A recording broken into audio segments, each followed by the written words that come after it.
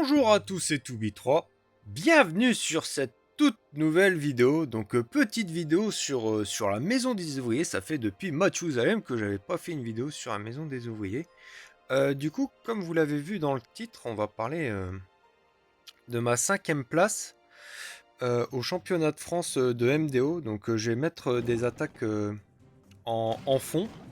Donc j'ai fait 4 perfs, donc du coup je vais vous montrer 4 perfs. Bon là je me suis fait un peu berné. En plus, en plus j'ai mis un bébé dragon pour sauver ma charrette et j'ai même pas sauvé, j'avais vraiment le seum, je m'en souviens. Bon bref, hier, dimanche 25 mai, c'était la fin de saison MDO et il y avait aussi un tournoi francophone de MDO 2.0. Ça devait être le tout premier tournoi francophone. Donc du coup, comme c'était le premier, on appelait ça le championnat de France MDO, puisque c'était ouvert aux Français et puis aussi aux francophones, nos amis belges, les Canadiens, etc.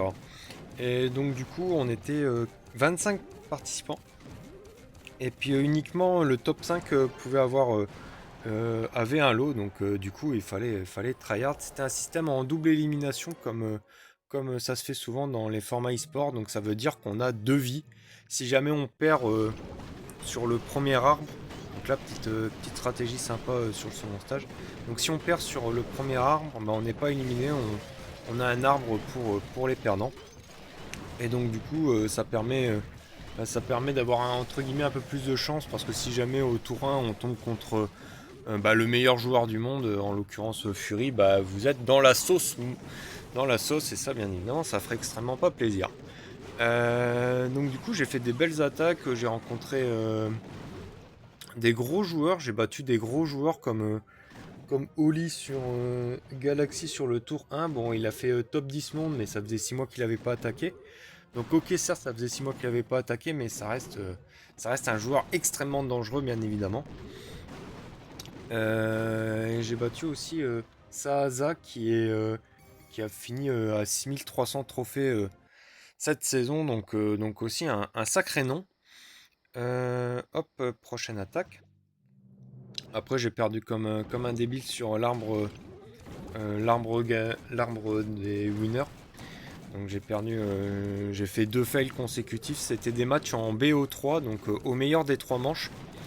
Et en cas d'égalité, donc si jamais il y avait un partout et puis la troisième confrontation c'était full perte de chaque côté, et on lançait entre guillemets un dernier match. Et là fallait utiliser 6 troupes différentes sur le premier stage. Et si jamais on arrivait à atteindre le deuxième stage, il fallait utiliser 8 troupes différentes. Là sur le sur mince comment dire, sur le bébé dragon, je l'ai déployé de telle façon à ce qu'il suive le barbare.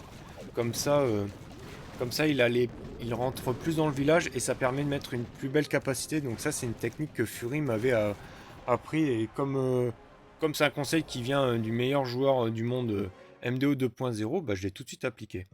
Donc ouais, ça c'était la mort subite si jamais il y avait ex-aequo. Et puis dès ma première confrontation contre Oli, il y avait un partout. Et puis j'ai fait une attaque avec 8 troupes différentes et j'ai perf son village. J'étais très heureux parce que c'était une belle attaque avec une charrette, 4 barbares, un bomber, un géant, un PK, un géant, et 2 cochons.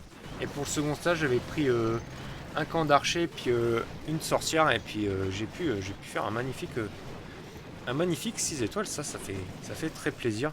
À noter du coup que j'avais perdu contre Napoléon sur le premier mince, sur l'arbre des winners, et donc du coup sur l'arbre des losers j'ai perdu contre Deglingo en demi-finale. Deglingo qui est un joueur extrêmement solide qui a fait top top 3 mondes, donc c'est pas un clown. Et j'ai réussi à lui tenir tête. C'était un BO5, donc au meilleur des 5 manches, et j'ai perdu malheureusement 2-1. Et j'ai fait une énorme erreur sur un second stage où j'ai perdu une charrette comme un crétin et j'ai fait 197%, et lui il m'avait perf. Donc du coup, si j'avais pas fait cette connerie, on aurait pu partir en manche décisif avec 6 et 8 troupes différentes. Et je pense que j'aurais été favori étant donné que j'ai pas mal d'expérience avec 6 troupes différentes. Grâce à la série 6 troupes différentes au premier stage. Ouais, qui va reprendre cette saison.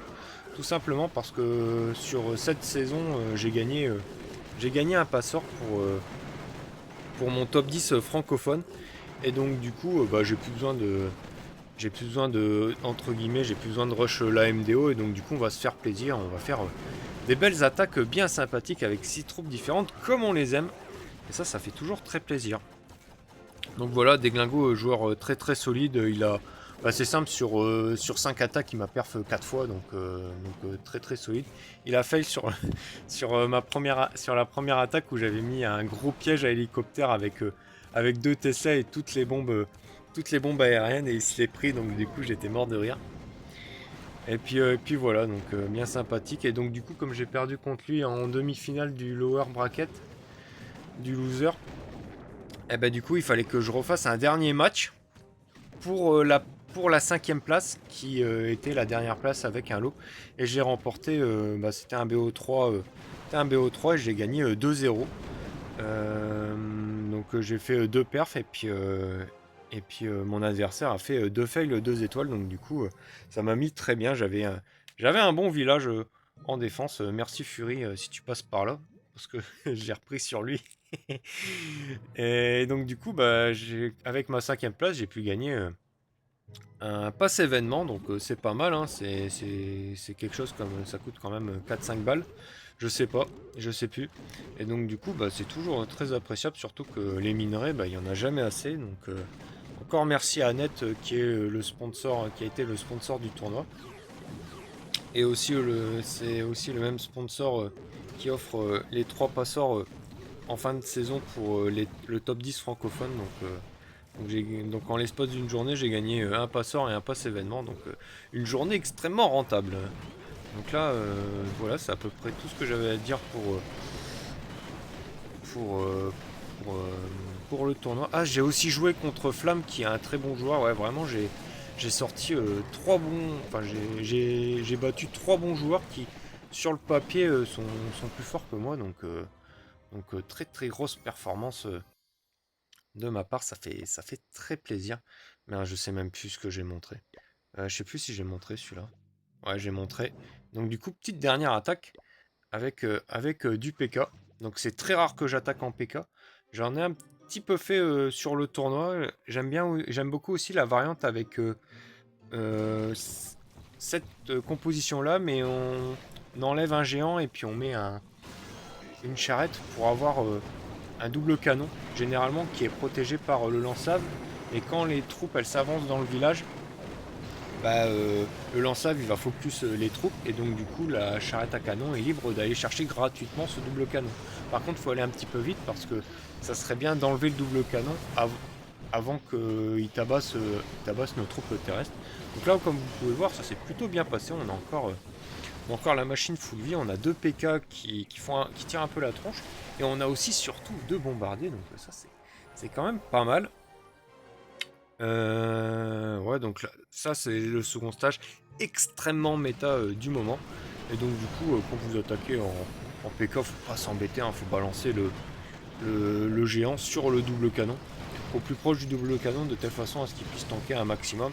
Et vous prenez un autre PK en plus, surtout quand vous avez encore un bombardier en vie. Bon là j'en avais 2, donc ça allait le faire. Et donc du coup, bah là, c'est tranquillement. Il y a aussi des variantes où certains jouent des charrette sur le second stage. Mais bon, quand vous avez encore un milliard de troupes en vie, faut vraiment pas s'embêter et puis prendre un géant ainsi qu'un PK. Bon, bah, j'espère que la vidéo vous aura plu, petite vidéo, et puis petite vidéo par rapport à d'habitude. Et donc, du coup, oui, je reprendrai bientôt la série 6 troupes différentes au premier stage, une série qui me tient particulièrement à cœur. J'espère que vous avez apprécié la vidéo. Si c'est le cas, n'hésitez pas à mettre un pouce bleu, à commenter, à partager. Quant à moi, je vous retrouve très très bientôt pour une prochaine vidéo sur Clash of Clans. D'ici là, portez-vous bien. Allez, salut!